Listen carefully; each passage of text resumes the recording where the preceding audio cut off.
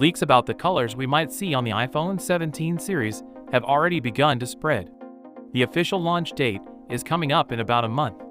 It's the orange form of the iPhone 17 Pro Max that's getting the most attention. This could be good news for a lot of Apple fans, especially those who are tired of the Pro model's dark and muted colors. Apple has used safe colors like space black, silver, and navy blue in the past. Things might be different this time though. If the orange color seen on the fake units that were shared is real, Apple may finally be ready to make the Pro line a little more fun. The leaked orange iPhone 17 Pro Max looks fun and bright, but not too loud. It's not neon or really bright. The look is now lighter and more high-end. There are a lot of black and gray phones on the market, so this new color might stand out. The rest of the iPhone 17 range, on the other hand, may be going the other way. According to a leak, the normal iPhone 17 and 17 Plus will have colors that are softer and less saturated.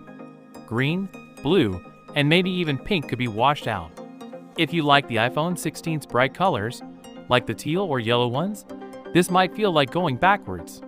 Of course, there's also the iPhone 17 Air, which should be lighter and thinner.